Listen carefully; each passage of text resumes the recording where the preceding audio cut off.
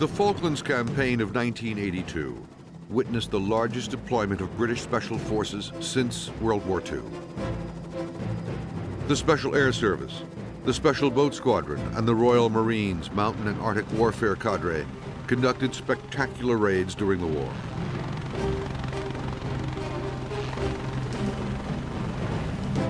One of the most successful attacks was made by D Squadron SAS against an Argentine airfield on Pebble Island.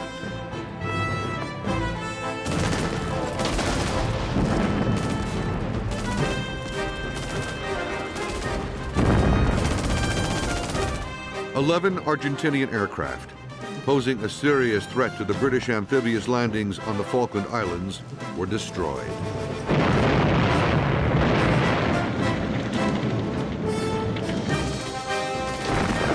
The raid exemplified the SAS motto, "Who dares, wins."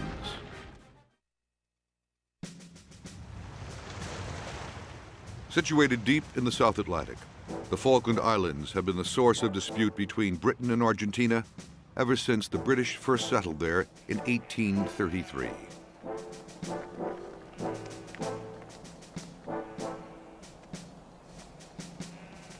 Known as Las Malvinas by the Argentinians, the barren, windswept islands are just 300 miles from mainland Argentina, 8,000 miles from Britain. At the beginning of the 1980s, the population of 1,800 was staunchly British and fiercely opposed to any links with Argentina. In 1982, the military junta that had ruled Argentina for 7 years was growing increasingly unpopular. In a dirty war against left-wing groups, more than 3,000 Argentine citizens had disappeared without trace. The economy was in ruins, and inflation had rocketed to more than 600%. Mass union demonstrations filled the streets with violence and tear gas.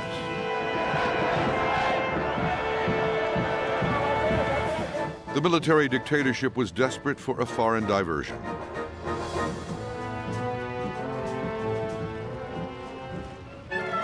They found one on March 19, 1982, when Argentine scrap dealers began to dismantle old buildings on the British colony of South Georgia, 900 miles southeast of the Falkland Islands.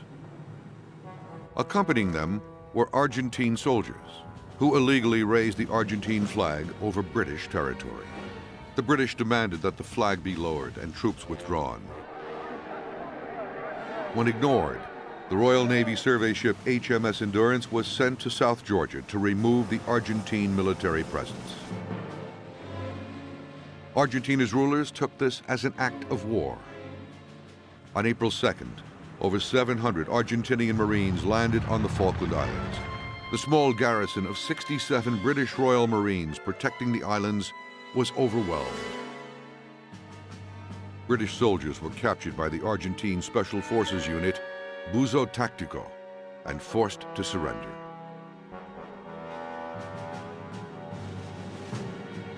The next day, Argentinian forces seized the island of South Georgia against fierce resistance from the garrison of only 22 Royal Marines stationed there. The Argentine people were ecstatic as the military occupied the Falklands. In a remarkable turnaround, the despised military junta was now popular. In London, the government of Margaret Thatcher reacted swiftly. British sovereign territory has been invaded by a foreign power. The government has now decided that a large task force will sail as soon as all preparations are complete. In the space of one weekend, 100 British ships and thousands of troops were ready for war.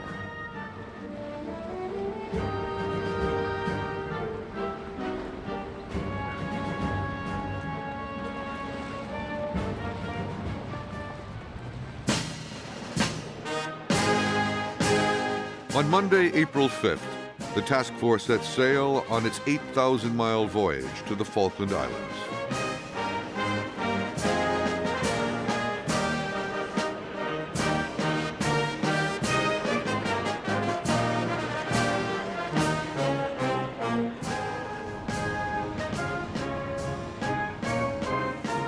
With it, the headquarters of the 22nd Special Air Service Regiment, Britain's elite Special Forces unit under the command of Lieutenant Colonel Michael Rose.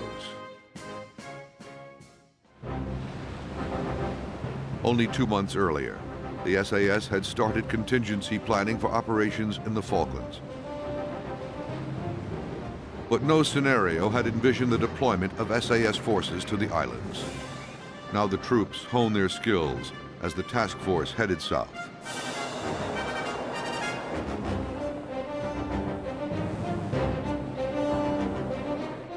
At first, a holiday atmosphere prevailed, as few believed that a war was inevitable. But diplomatic talks at the United Nations were getting nowhere.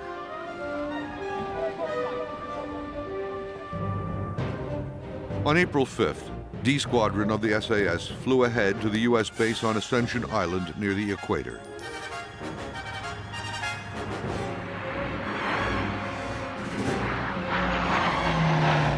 From there, they embarked on the supply ship Fort Austin as part of an advance force to South Georgia. With them were members of Britain's most secretive Special Forces unit, the Special Boat Squadron.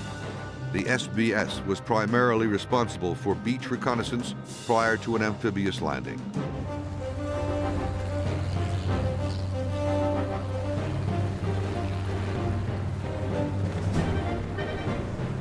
Meanwhile, Royal Navy nuclear attack submarines were already patrolling the South Atlantic. And on April 7th, Britain declared a 200-mile total exclusion zone around the Falkland Islands. Any aircraft or ship that entered the zone was liable to be destroyed. 2 weeks later, the advance force reached South Georgia. Mountain Troop of D Squadron, SAS, embarked on helicopters for an assault. Under the command of Captain Gavin Hamilton, they landed on the inhospitable Fortuna Glacier, some distance from the Argentine garrisons at Grytviken and Leith. Then the weather conditions turned, and blizzards made progress impossible. Hamilton requested evacuation, but 2 helicopters crashed on the glacier in the whiteout conditions. Eventually, the men of Mountain Troop were extracted during the fierce blizzard by a Wessex helicopter, nicknamed Humphrey, skillfully flown by Lieutenant Commander Ian Stanley. 19 men crammed into the helicopter, designed to carry just 5. For his brilliant flying, Stanley was awarded the Distinguished Service Order. Undeterred, the commander of the SAS detachment, Major Cedric Delvis, decided to put his boat troop ashore in their 5 Gemini inflatable craft. But the Gemini's outboard engines could not cope with the rough seas.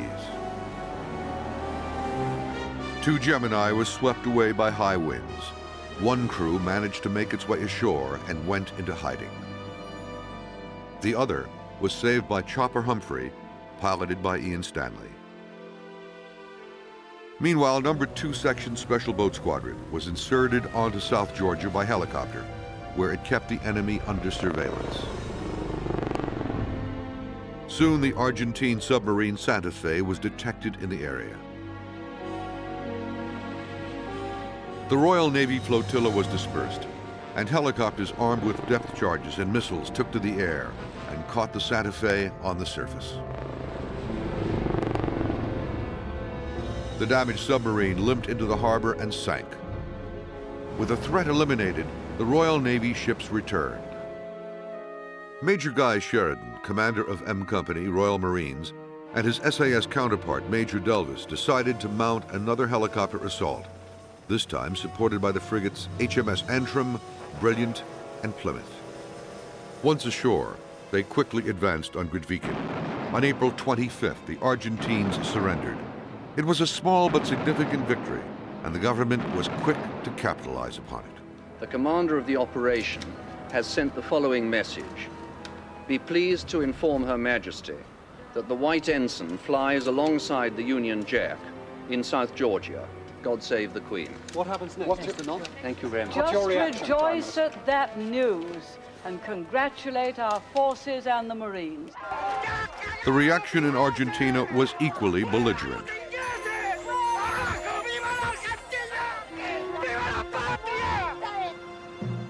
Meanwhile, G Squadron SAS was flown from Britain to Ascension Island. Its task, covert reconnaissance, while D Squadron was to undertake any offensive raids. From Ascension Island, the squadron joined the task force.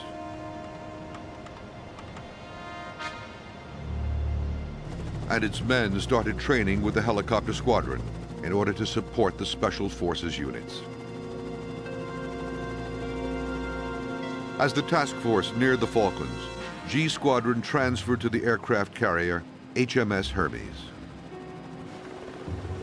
From there, Sea King helicopters inserted 8 SAS and 2 SBS reconnaissance teams onto both the main Falkland Islands. For 3 days, they landed and began transmitting information about the Argentinian defenses.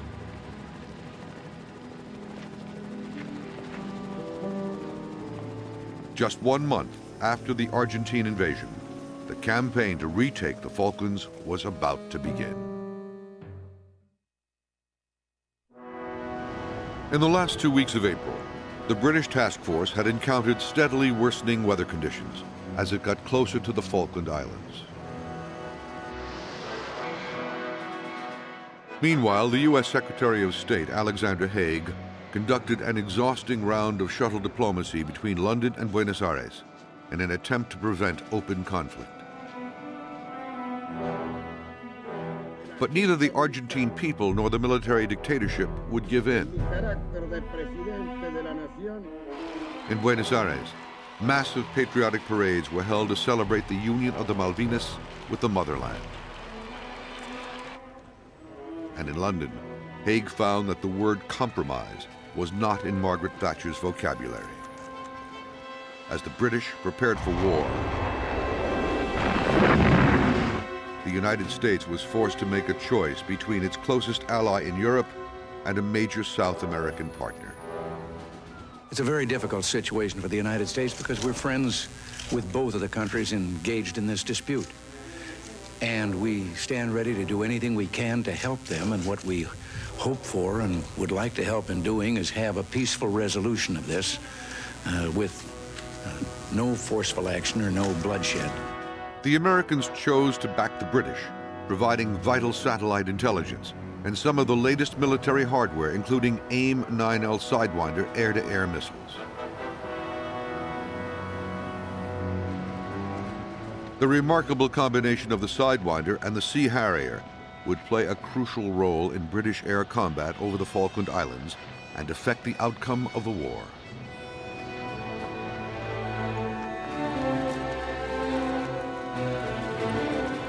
The American elite Special Forces unit, Delta Force, provided its SAS counterpart with state-of-the-art communications equipment and Stinger anti-aircraft missiles never before used in combat.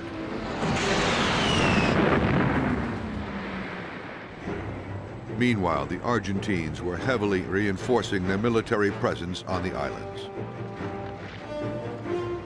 Their armed forces, however, had not fought a war for over 100 years, and many of their troops were unskilled conscripts with only weeks of training. In comparison, soldiers of the British Army had fought and died every single year for the last 100 years, except one. As full-time professionals, they displayed an unmatched level of training and commitment. Still, fighting 8,000 miles from home would put them at a grave disadvantage.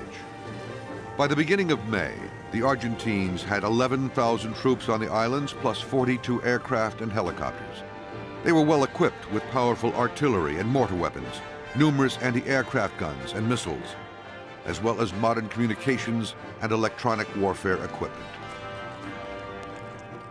The SAS and SBS parties on the islands set up observation posts, or OPS, to survey the numbers and disposition of the Argentine troops. For up to a month, the reconnaissance forces remained silent and immobile in their ops overlooking the Argentine positions, through inclement weather, with no heat and little food. These teams transmitted information back to the task force that was crucial in determining where the amphibious landings should take place.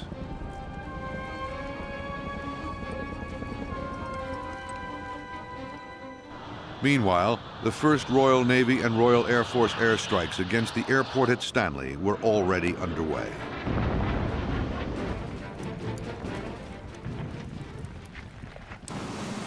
On May 2nd, tensions heightened.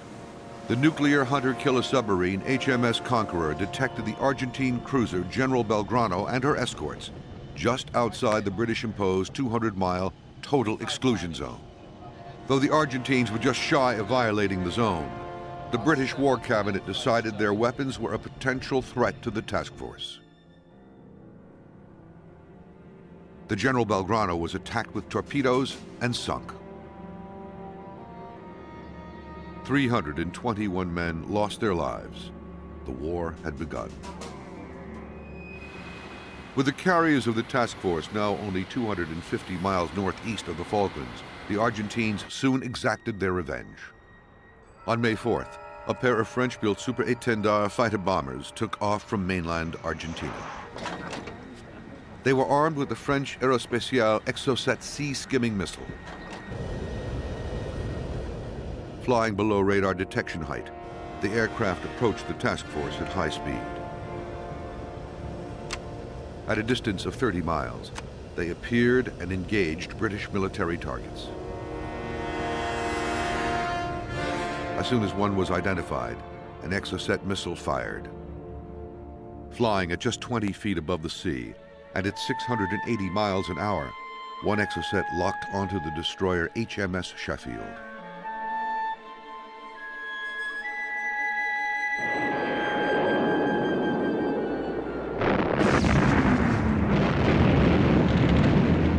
"20 men died, and the shiny chef became a burning, useless hulk." The destroyer's loss was a great shock to the task force.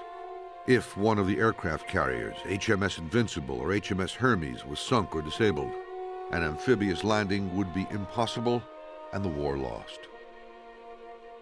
The air-launched Exocet was too great a threat to be ignored. The British government turned to the SAS for an answer. They called on Brigadier Peter de la Billière, Director of Special Forces. A desperate plan was hatched, codenamed Operation Mikado. It called for B Squadron SAS to fly from Ascension Island in 2 C-130 transport planes, land at the Rio Grande airbase, where the Super Étendards were believed to be stationed, destroy the aircraft, and eliminate the pilots inside the officers' mess. The plan was met with skepticism by B Squadron, but when the squadron commander, Major John Morse, protested the plan's shortcomings, he was promptly replaced. Many members of B Squadron believed Operation Mikado would be a suicide mission, and they began writing their wills. Still, nearly all of them agreed to go. Under a new commander, B Squadron was flown to Ascension Island for intensive training to prepare for the assault.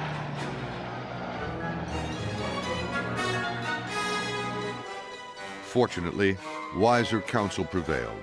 The British government realized the political and military implications of a catastrophic SAS raid on the Argentine mainland, and Operation Mikado was canceled. However, the British already had some special forces teams operating covertly on the Argentine mainland.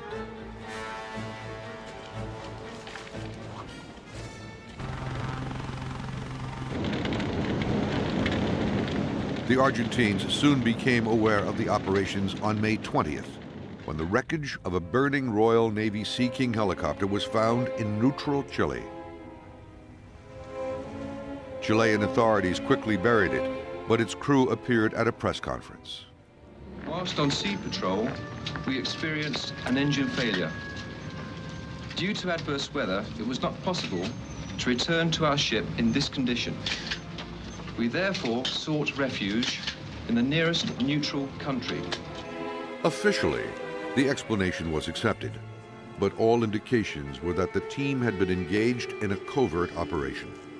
The crewman on the left was one of the most experienced Special Forces helicopter pilots in the British task force. And the helicopter crashed midway between the three main air bases from which the Argentines had launched their attacks. A Royal Navy intelligence gathering vessel was hiding among the many inlets and islands of Chilean neutral waters nearby. It remained undiscovered.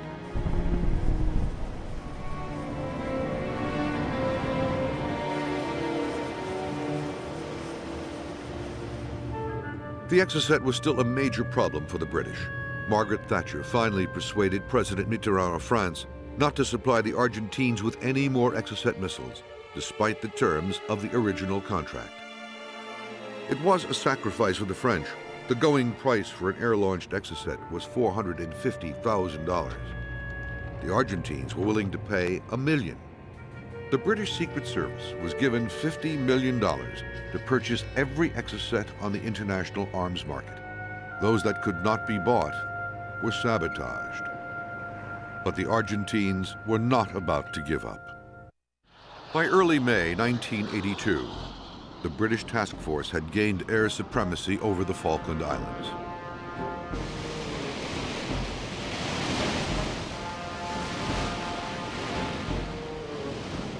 But the winter was fast approaching, and the decision of where and when to make the amphibious landings had to be made quickly. With its expertise in amphibious warfare, the Special Boat Squadron surveyed numerous beaches and possible landing sites.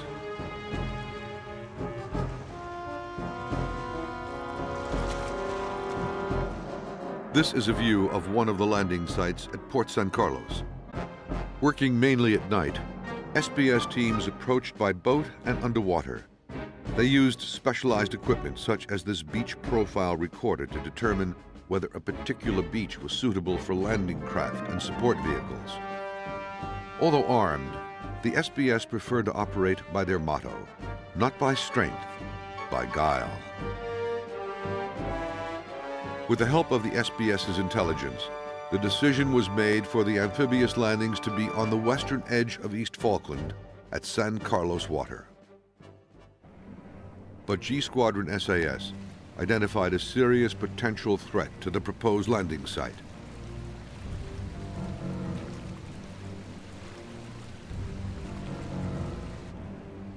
At Pebble Island on West Falkland, there was an airstrip where the Argentines had based 6 Pucará ground attack aircraft. Armed with rockets and napalm canisters, they could cause untold casualties among the closely packed troops on the landing beaches. First, the SAS had to eliminate this threat in an all-out raid. On the night of May 11th, a reconnaissance team made a covert insertion by canoe.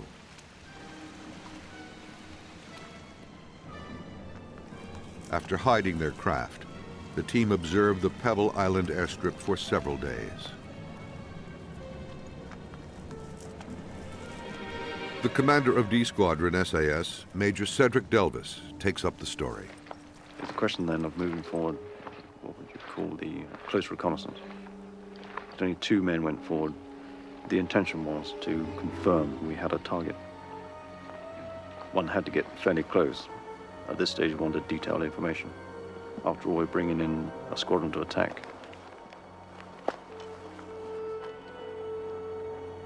The patrol was able to look onto the airstrip and see, in fact, there were 11 aircraft up there, which were very well dispersed around the airstrip.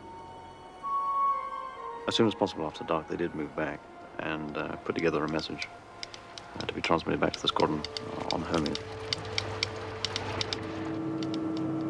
The squadron inserted an additional 40 men towards the islands through a very dark and stormy night. It would be wrong to say that tension was rising in any particularly dramatic way, but we were anxious to get off the helicopters as soon as we were on land. Sooner really we've become masters of our own destiny. We had chosen the drop-off point some way back from the target. In fact, it was about 5 miles to be quite certain that the enemy would not hear our approach. But nevertheless, we wanted to get those helicopters very quickly, so deplane as quickly as possible, and the helicopter lifted off. The commanders came forward to the patrol and received the updated plan. Okay, if you can close in now because this position is defended. Okay, it's going to have to be a very quick briefing because we're about an hour late now. Personally, I've been clock watching ever since I left Hermes, and I knew I was beginning to run out of time.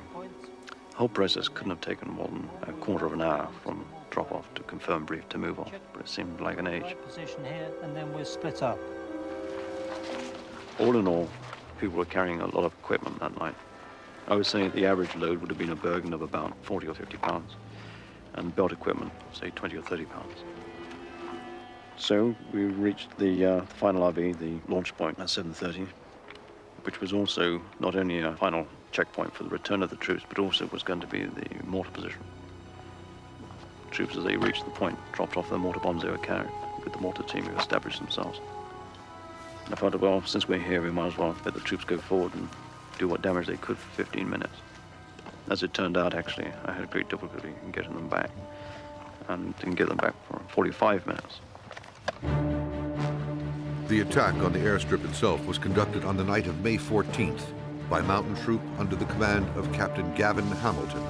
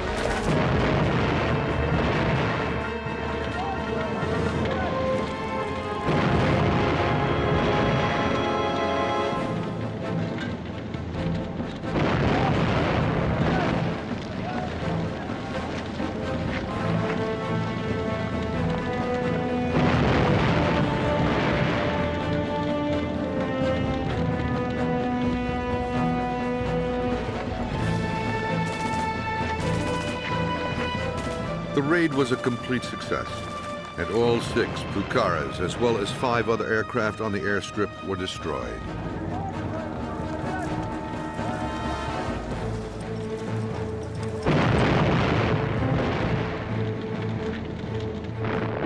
The SAS suffered only 2 minor casualties, and all the raiders returned safely to the aircraft carrier HMS Hermes.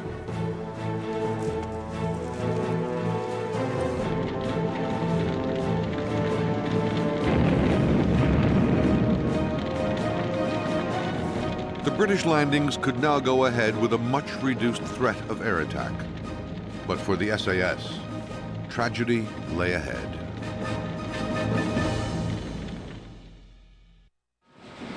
The SAS raid on Pebble Island had been a success. By May 15th, the British task force could make its final preparations for landing on the Falkland Islands. But on May 19th, during a simple administrative flight, a Sea King helicopter carrying troops of D and G squadrons of the SAS was struck by a large bird. The helicopter plunged into the sea, and 20 members of the regiment perished. It was the greatest loss of life suffered by the SAS since World War II. Despite the tragedy, the British landed in San Carlos water on the morning of May 21st.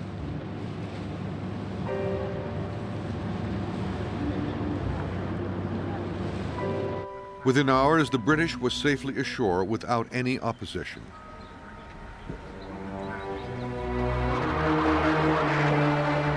But then the Argentine Air Force struck back with great courage and determination.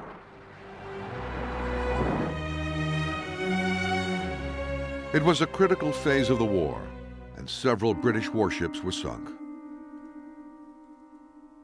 On the Argentine National Day of May 25th, the Exocet claimed its most important victim so far, the massive container ship Atlantic Conveyor.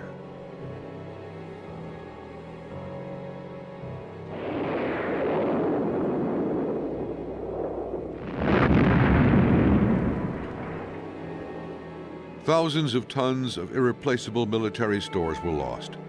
But the Atlantic conveyor also carried helicopters vital to the airlift of troops across East Falkland and their advance on the capital, Stanley. Now the British troops would have to march across the width of the island, 50 miles, carrying their equipment.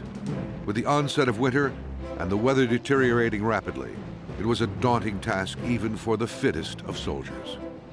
But first, the paratroopers had to eliminate the Argentine garrison at Goose Green. As the troops advanced, Pucarás attacked them. Suddenly, an SAS trooper stood up from his position, hidden in the scrub brush, and fired a Stinger missile. One Pucará crashed in flames. The others fled and did not return to assist their comrades in the battle that followed.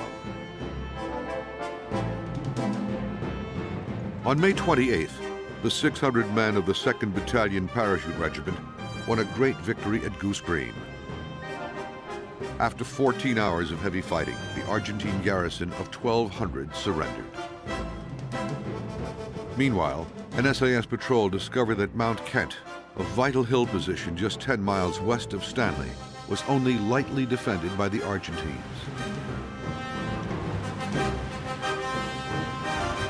Lieutenant Colonel Rose immediately inserted the whole of D Squadron to hold the position.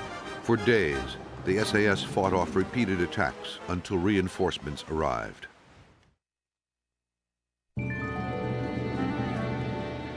The Royal Marines crossing the northern flank of West Falkland to Port Stanley were led by their own Special Forces unit, the Mountain and Arctic Warfare Cadre. These Marines were trained to fight and survive in the most difficult terrain and weather conditions anywhere in the world.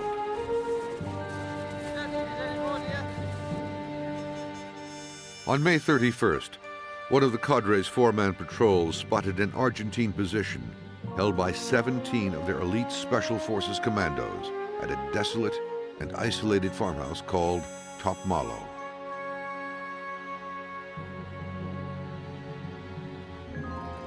The Royal Marines alerted their commander, Captain Rod Boswell, who decided to mount a raid with all the men he had available. The 19 Marines were split into two teams with the fire group on one hill overlooking Top Malo House. Its task was to provide support fire as the 12-man assault group charged the buildings from an adjacent hill. The Marines were not impressed by their opponent's combat readiness. Their professionalism left a little bit to be desired, and they shouldn't have been in an isolated farmhouse, most certainly not inside it anyway, and if they were, they should have had sentries well clear of the building to cover the approaches. And we gave a few indications of our presence. We'd stampeded some sheep by accident, obviously. We'd come across some sheep, we'd come in a helicopter, and a real professional bunch would have made up for that. But they made up for their lack of professionalism by their courage. I mean, they certainly did not lack courage. The battle was to begin with the fire group hitting the house with anti-tank rockets. Boswell had intended the assault group to advance in two mutually supporting sections. But things didn't go exactly as planned.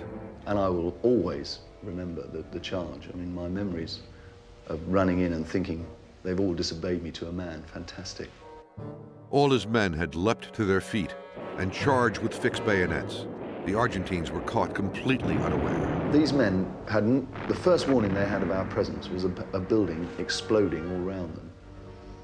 They all got out of the house, those that could, and every man that got out of that house fought. They all got out with their weapons, and they fought with their weapons until they couldn't fight any longer. The Argentine survivors of the initial bombardment rushed out of the building and ran to a stream. There they took up positions along its bank. The ammunition inside Top Malo House exploded and the building caught fire. The smoke masked the advance of the Marines as they charged towards the Argentines.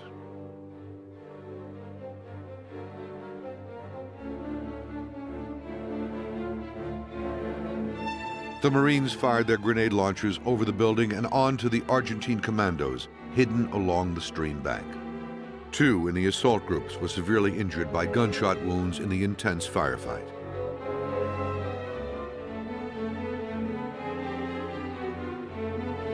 Meanwhile, the British fire group moved forward under cover of the burning building.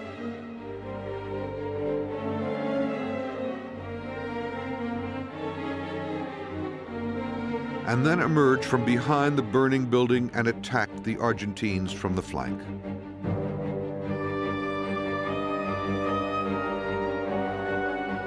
A grenade killed the Argentine commander and the remainder surrendered. 5 Argentines were dead and 12 captured, 7 of those injured. Only 3 British were wounded. In the 28-minute battle, the Argentine Special Forces troops had been decisively beaten. After tending to the wounded, there was one final task: to check out the battlefield.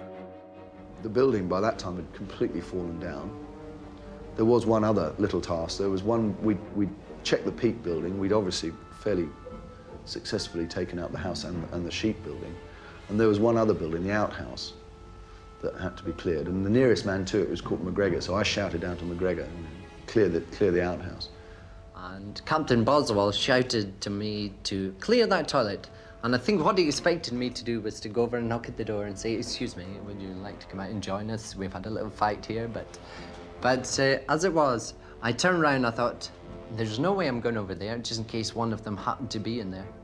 So I let off the whole magazine in the toilet, and the methane that was in the little bucket in these outside toilets exploded and blew the toilet completely up. And all the guys who were around here thought, well, that's just a lovely culmination to the whole thing. We all cheered as this toilet disappeared in a big blue flame. They all thought, well, that's a culmination of the whole thing. And that was the end of Top Mallow, really, when the toilet disappeared. The Argentine troops in the hills overlooking Stanley would now feel the full brunt of the British offensive.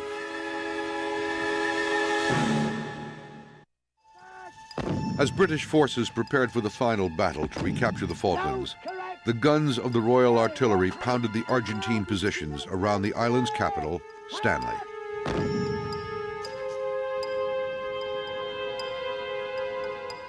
From the end of May until June 10th, when the main battle for Stanley would begin, SAS teams were active on both East and West Falkland. 4-man patrols continued their reconnaissance mission. On June 5th, one of these patrols was deployed to man an observation post at Fox Bay on West Falkland. On June 10th, they were discovered by an Argentine patrol. Although heavily outnumbered, the patrol commander engaged the enemy in a fierce firefight to allow his men time to withdraw. Despite severe wounds, Captain Gavin Hamilton fought on until he was killed. He was awarded the Military Cross posthumously. The islanders communicated with each other by radio. Knowing this, the SAS would use the same frequency to conduct a psychological warfare campaign against the Argentine High Command. At this stage of the war, however, only the doctor, Alison Bleaney, was allowed to use the radio in order to treat her patients. On June 8th, the SAS made their first contact with the Argentines through her. From then on, the SAS applied increasing pressure on the Argentines to accept honorable surrender rather than a final futile battle for Stanley with inevitable civilian casualties. On the night of June 13th, as the battles for the hills overlooking Stanley raged, the SAS and the SBS mounted one last diversionary raid in conjunction with the Royal Marines' 1st Raiding Squadron.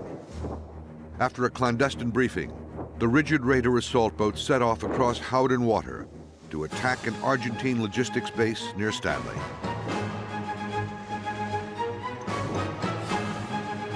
The raiders consisted of 3 SAS troops and 6 men from the SBS in 4 rigid raiders.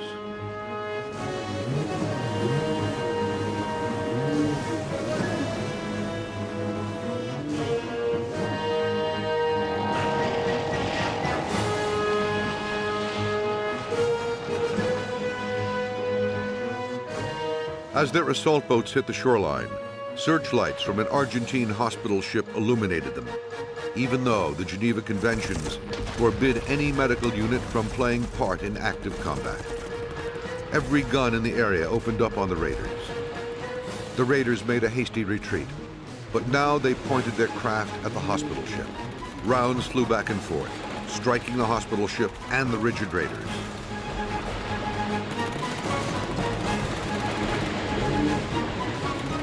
Once behind the hospital ship, the torrent of fire eased up, but one of the boats was hit in its outboard engine and barely made it to safety. All 4 rigid raiders were completely burnt out.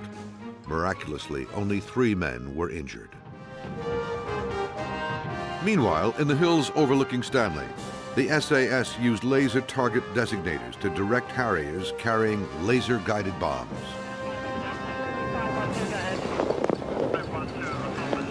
Roger, a bit plus of where we were aiming. Okay, bomb's gone, all right. There's the bomb. Got it? Okay, switch on.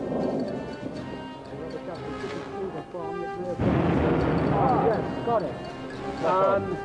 Just a little bit over from where I was aiming. An absolute beauty, I would say. Probably where they're in the defensive position. What was it, 1,000 pounder? Yeah. I have my number 2 with other weapons if you'd like them to deliver on a... Spot on here. They also directed devastating artillery fire against Argentine troops in the hills.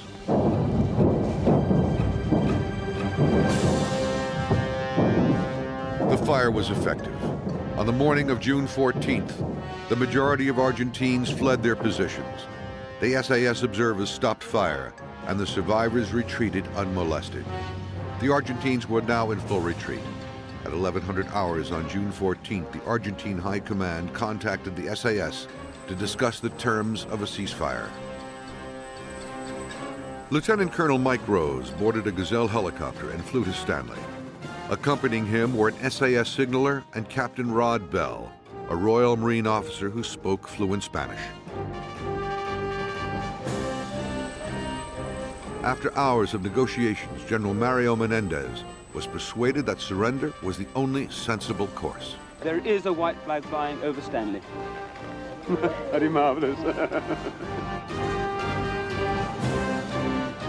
The land force commander, Major General Jeremy Moore, accepted the Argentine surrender at midnight the same day. The following signal was sent to London via satellite. The Falkland Islands are once more under the government desired by their inhabitants. God save the Queen. More than 700 Argentines and 253 British troops had died in the process. The Falklands War could not have been won without the Special Forces.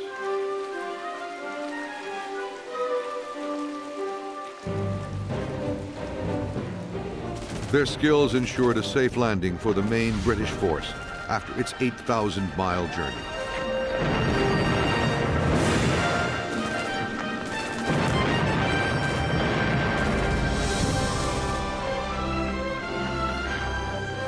And during the land campaign that followed, the Special Forces helped maintain the pressure that brought the whole campaign to a triumphant conclusion, only 72 days after Argentina had first raised its flag over the islands.